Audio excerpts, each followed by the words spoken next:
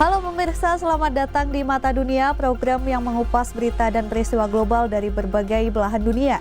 Saya Ajeng Tiara akan menemani Anda berikut berita selengkapnya.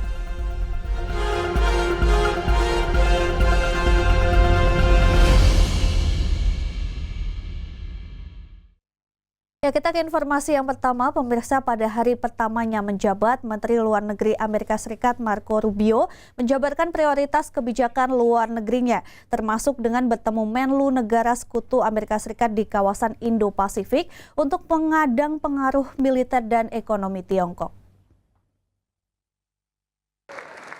Marco Rubio, Menteri Luar Negeri Amerika di Kabinet baru Presiden Donald Trump, menyampaikan kepada stafnya bahwa Deplu AS akan mempromosikan perdamaian ke seluruh dunia. Without peace, it is hard to be a strong nation, a prosperous nation, and one that is better off. Tapi menghindari konflik adalah keputusan strategis. But never at the expense of our national security, never at the expense of our national interest, and never at the expense of our core values as a nation and as a people. Di hari pertamanya menjabat, Rubio juga bertemu dengan Menlu dari India, Australia, dan Jepang. Keempat negara ini berada dalam aliansi dialog keamanan kuadrilateral atau Quad. Pertemuan perdana Rubio dengan Menlu Quad meredakan kekhawatiran akan pendekatan America First atau mengutamakan Amerika yang menjadi janji kampanye Trump. Is a clear signal that U.S. is not abandoning the regional coalition, allies and partners in terms of how to counter China's rise. Dalam sidang pengesahannya di Senat Amerika, Rubio menyebut Tiongkok sebagai musuh paling kuat, berbahaya, dan hampir setara yang pernah dihadapi AS. Digagas Amerika Serikat, Quad awalnya dibentuk pada tahun 2004, namun baru aktif kembali pada tahun 2017 saat masa jabatan pertama Donald Trump bersama dengan Jepang untuk mendorong strategi Indo-Pasifik yang bebas dan terbuka. Aliansi ini jadi pertemuan tingkat kepala negara sejak tahun 2021 di bawah mantan Presiden Joe Biden. Kemlu Tiongkok memperingatkan bahwa blok konfrontasi seperti Quad tak akan membawa perdamaian dan keamanan ke kawasan Asia Pasifik. Berulang kali, Beijing mengecam Quad sebagai bentuk konstruksi perang dingin. Anytime that the U.S. aligns with its allies and partners, the Chinese will feel isolated and feel threatened, and they will accuse the United States of the Cold War mentality. Sehari jelang pelantikan Donald Trump, Tiongkok mengadakan patroli gabungan Angkatan Udara dan Laut perdana di tahun 2025 di area Laut Cina Selatan, wilayah yang disengketakan dengan Filipina yang merupakan sekutu terdekat AS di kawasan. Dari Washington DC, Virginia Gunawan dan tim VOA. Saat pemerintahan pertamanya, Donald Trump memberlakukan tarif terhadap impor dari Tiongkok dan sempat mengkaji ulang fasilitas impor Indonesia lewat skema Generalized System of Preference atau GSP. Bagaimana potensi hubungan Amerika Serikat-Indonesia di bawah pemerintahan keduanya selama 4 tahun ke depan? Berikut informasinya. Pidato Donald Trump saat inaugurasinya sebagai Presiden ke-47 Amerika Serikat lebih mengangkat isu-isu domestik. Tapi menurut perwakilan Indonesia yang ikut menyaksikan pelantikan dari Kompleks Gedung Capitol, terlihat adanya potensi mendekatkan Indonesia dengan Amerika. Banyak hal-hal yang tadi disampaikan oleh Presiden Trump itu sebenarnya juga kita kurang lebih aspirasinya ke sana.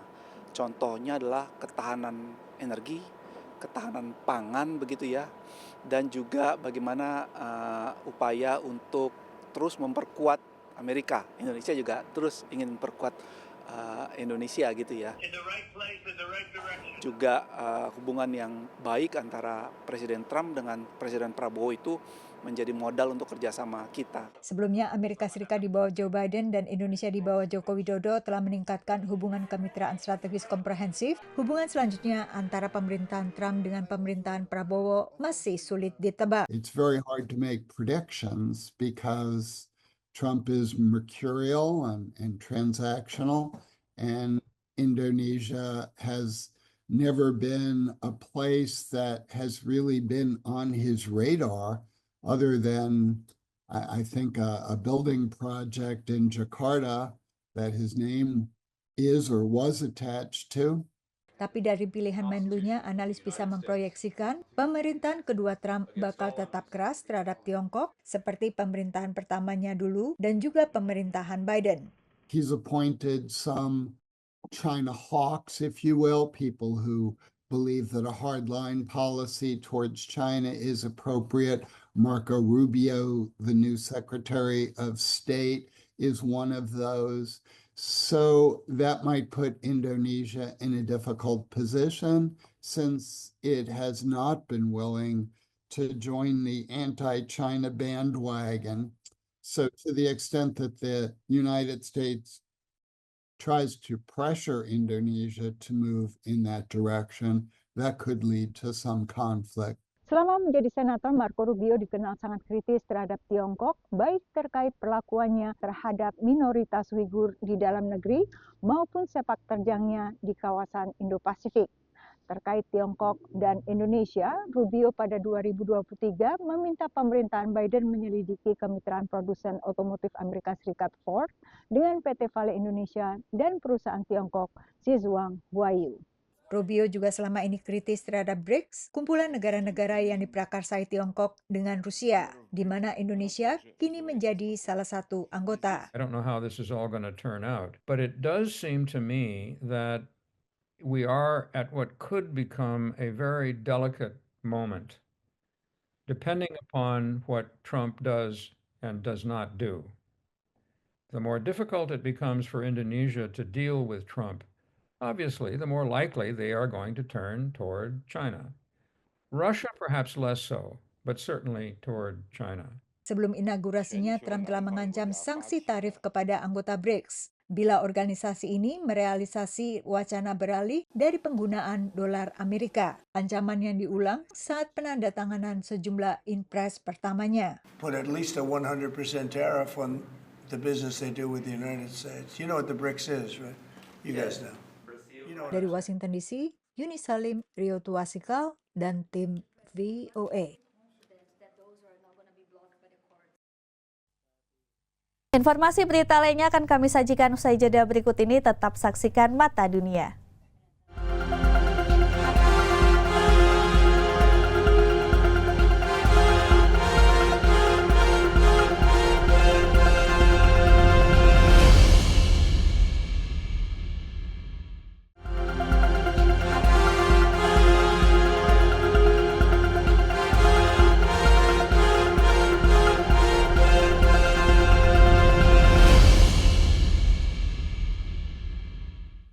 Ya pemirsa, dua usaha rintisan Amerika Serikat membangun pabrik komponen baterai kendaraan listrik di sebuah kota kecil di negara bagian Washington.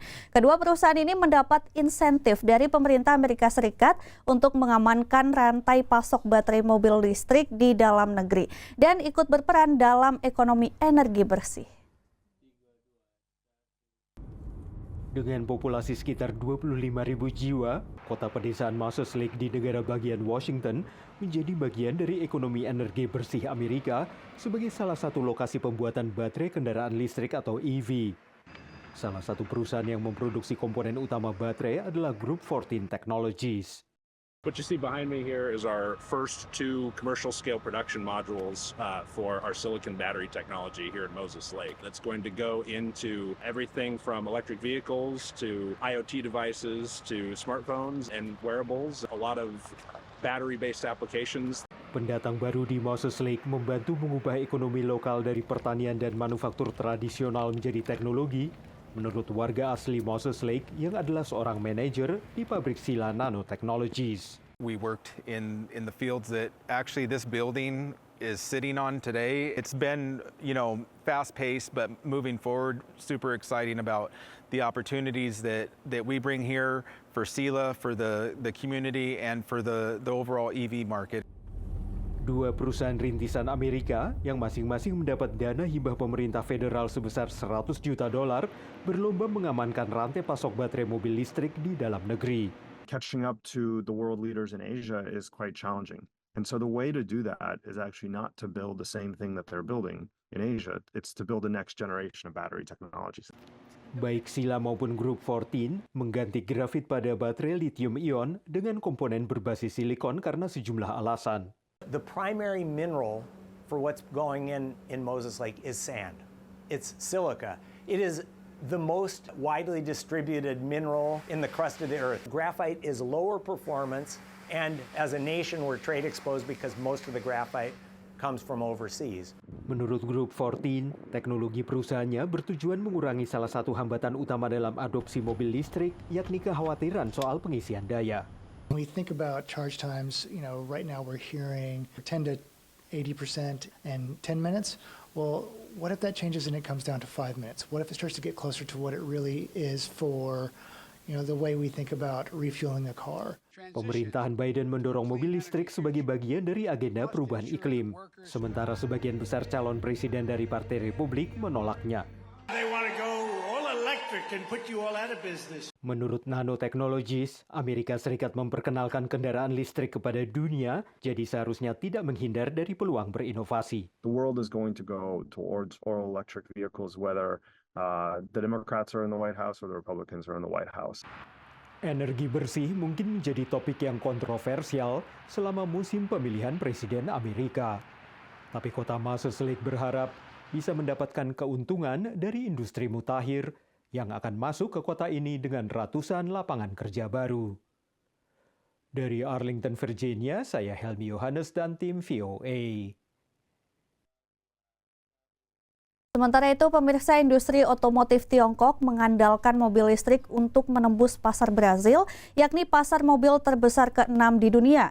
Dua produsen terbesar Tiongkok, BYD dan GWM, menginvestasikan sekitar 2,5 miliar dolar untuk memulai produksi di Brazil dengan memanfaatkan dua bekas pabrik mobil asing. Produsen mobil Tiongkok mulai membanjiri pasar mobil listrik di Brasil, yang secara tradisional didominasi perusahaan-perusahaan Amerika, Eropa, dan Jepang. BYD dan GWM, dua produsen mobil listrik terbesar di Tiongkok, telah mengumumkan investasi lebih dari 2,5 miliar dolar untuk memulai produksi lokal di Brasil pada tahun ini. Kedua perusahaan ini akan memanfaatkan bekas pabrik Ford dan Mercedes yang belum lama ini keluar dari Brasil. So our strategy not only to import vehicles. We start last year importing vehicles. We will continue importing for more couple of years. However, from this year, we start our production in Brazil. So Brazilian market is very strategic for GWM as an important market, but also Brazil will be the base for export in Latin America. Perusahaan-perusahaan Tiongkok mencatat rekor penjualan di Brasil pada tahun 2023 dengan menawarkan kendaraan listrik dan hibrida yang lebih terjangkau dan sederhana dibanding pesaing mereka dari Jepang dan Eropa. Menurut Asosiasi Kendaraan Listrik Brasil, penjualan di segmen ini tumbuh lebih dari 90% pada tahun 2023 dibanding tahun sebelumnya. Ricardo, yang juga adalah presiden asosiasi tersebut, yakin pasar Brasil akan terus berkembang pada tahun ini. So this last year was amazing. This year we are forecasting a new record sales in Brazil. So we are expecting around 150,000 units sold in Brazil this year, 2024. Brasil adalah pasar mobil terbesar ke-6 di dunia dengan lebih dari 2 juta mobil terjual di negara ini pada tahun 2023 menurut Asosiasi Produsen Mobil Nasional Brasil.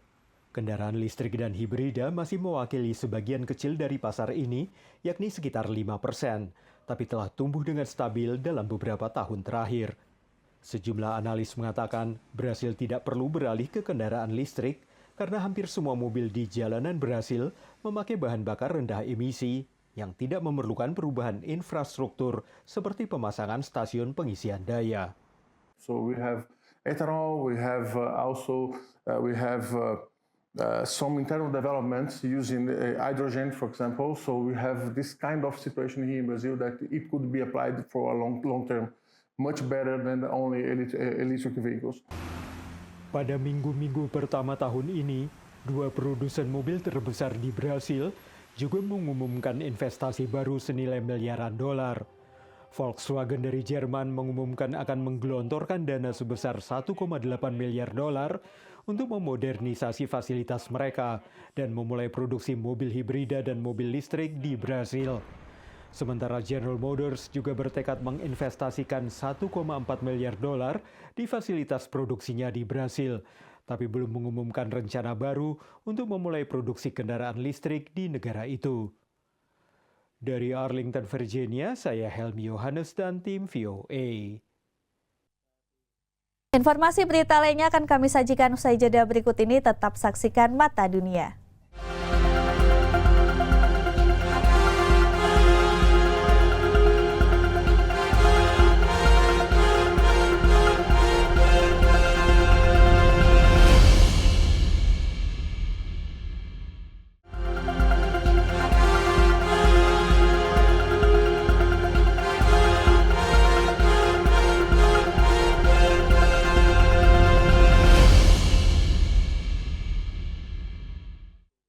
Terima kasih Anda masih menyaksikan Mata Dunia. Pemirsa, penetapan upah minimum menjadi isu kontroversial di Amerika Serikat.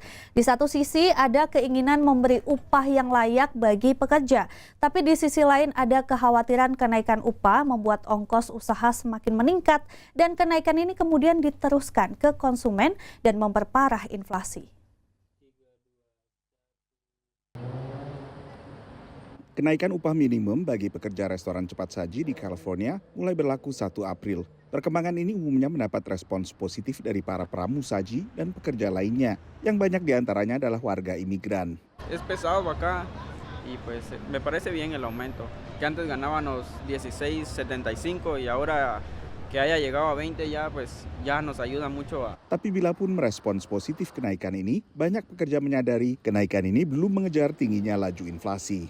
Muchos dirán, wow, son $20, sí, pero actualmente en California todos sabemos que $20 la hora todavía sigue siendo muy poquito para pagar renta. Yo pago más de $2,200 mensuales solo de renta en un apartamento de una recámara. Aparte, mi canasta básica, mis víveres. Tapi perkembangan ini mendapat respons beragam dari pemilik restoran Waralaba. I want to do right by my employees and I want to pay them as much as I can. But this bill, AB 1228, has really hit our operations hard. We're no longer hiring, we're not backfilling positions, we're not growing in the state anymore, we're not expanding more locations, and I'm ultimately thinking about selling or closing my business. Alex Johnson memiliki 10 restoran Waralaba di sekitar San Francisco. 2024 has been a tough year to date.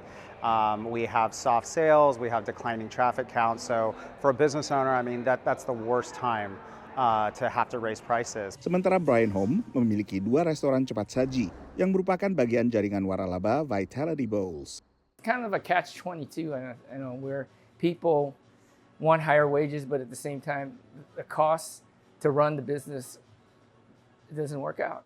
Maybe corporate stores can, but most of the small stores are, run by, people of color, people that have immigrated, women, and seniors like me, right? I'm a senior and I'm trying to run a business for my family.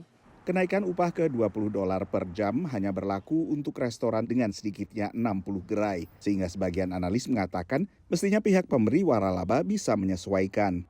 Employers have had it very good. Profits are high in the industry, and so there's also room for them to absorb the wage increases.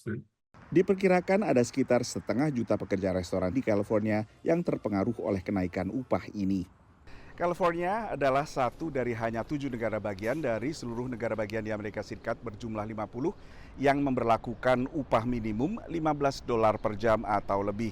Secara federal, angka upah minimum ini masih berada pada level $7.25 per jam dan ini belum diubah sejak 2009. Dari Washington DC, saya Nova Purwadi dan tim VOA. Beralih ke informasi lain, pemirsa, pemeriksaan di bandara kadang memakan waktu begitu lama, sehingga hal tersebut menjadi salah satu keluhan utama penumpang pesawat. Tapi dengan penyempurnaan sejumlah teknologi pengenalan wajah, perjalanan lewat udara di masa mendatang bisa dibuat lebih minim kontak, tanpa mengorbankan keselamatan. Berikut selengkapnya. Check-in ke penerbangan semudah check-out di kasir supermarket, melandasi prakarsa terkini dari Badan Keamanan Transportasi AS alias TSA. Over the last couple of years, there's been a large push, and we've noticed that passengers are looking for something that they can complete the screening process on their own with minimal interaction with TSOs. And with the growing passenger volumes, we're also looking at how can we reallocate officers to the busier aspects of the checkpoint. Self-check-in atau check-in mandiri ini diluncurkan di Bandara Internasional Harry Reid di Las Vegas dan hanya berlaku bagi penumpang yang telah mendaftar dalam program TSA PreCheck dan telah menjalani verifikasi sebelumnya. The goal is to have each step be intuitive. So when they bring their bags into the carry-on bin, there's an opportunity for them to talk to a real officer if they need to. If they don't, that's fine. And then they move through the passenger screening system with those entry-exit doors. It's supposed to be kind of intuitive. Oh yeah, I can understand this door opened. I enter. I passed. I exit. I grab my bags. I go straight to the gate. Teknologi serupa menggunakan pengenalan wajah sebelumnya juga diluncurkan di sejumlah bandara lain. But what's important to note right here is that the camera is not scanning. It's not constantly scanning for people. It's off until you actually insert the scan, right? We call that active capture. It's actually privacy-enhancing technology so that we're not surveilling the space. No, this is designed to automate what's being done manually for that moment in time. It's a snapshot in time.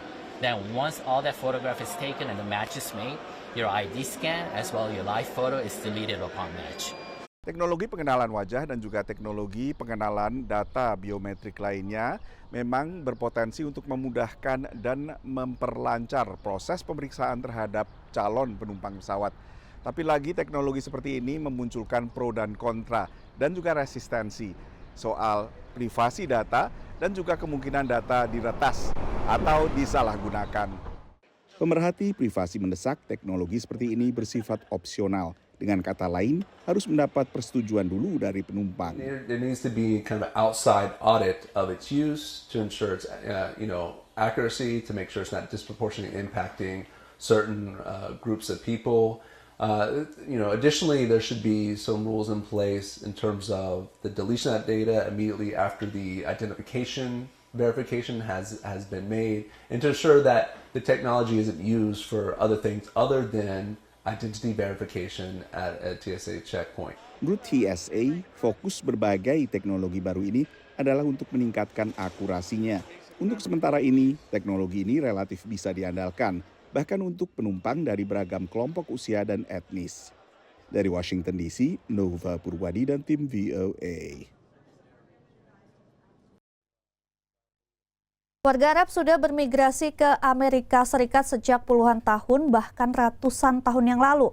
Namun mereka masih menghadapi prasangka di negeri Paman Sam. Museum Nasional Arab Amerika di Dearborn, Michigan berupaya menghapus persepsi negatif tersebut. Simak laporannya. Imigran Arab telah datang ke Amerika setidaknya sejak tahun 1890-an. Awalnya banyak yang datang untuk mencari peluang ekonomi. Dan kemudian banyak yang datang karena gejolak politik di negara asal mereka. Di Museum Nasional Arab Amerika di Dearborn, Michigan, kita diajak menyelami bagaimana imigran ini jadi bagian dari masyarakat Amerika. We communicate the Arab American narrative in the voices of Arab Americans. They express their experiences in their own words. This provides people with a more authentic and real representation of what it means to be Arab American. Kisah imigrasi warga Arab tidak banyak dikenal di kalangan masyarakat umum Amerika. Yang diketahui orang Amerika tentang orang Arab seringkali hanya berdasarkan stereotip negatif. The obvious one would be the angry Arab, the terrorist Arab, the being afraid of the Arab that comes from abroad. I think that's the very obvious one, but it's a bit overplayed. And I think one of the more harmful stereotypes that currently exists in American media is the oppressed Arab woman.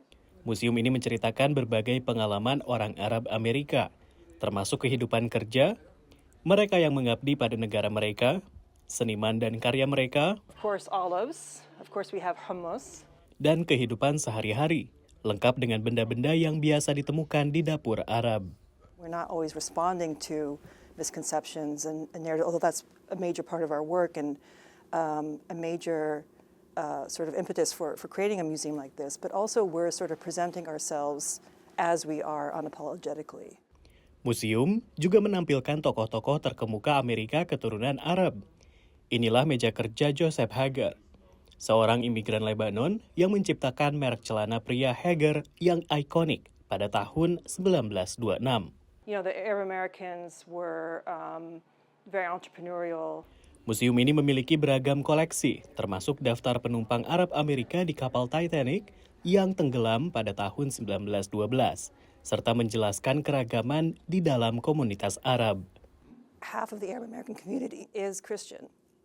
And in fact, the earlier immigrants who came in the late 19th century, early 20th century were predominantly Christian. Orang Arab Amerika adalah komunitas yang beragam dari Afrika Utara hingga Asia Barat. Namun begitu mereka menetap di AS, kata Direktur Museum, mereka menjadi orang Amerika sekaligus orang Arab. Arab American Institute mencatat warga Amerika keturunan Arab memiliki garis keturunan dari 22 negara, termasuk Maroko, Sudan, Yaman, dan Palestina. Mereka tinggal di seluruh wilayah Amerika, namun memang terkonsentrasi di beberapa kawasan metropolitan seperti New York, Chicago, dan juga Washington DC. Dari Washington DC, saya Rio Twasikal dan tim VOA. Pemirsa, demikian Mata Dunia kali ini. Saksikan informasi lainnya di Berita Nasional TV. Saya Ajeng Tiara beserta kru yang bertugas pamit undur diri. Terima kasih dan sampai jumpa.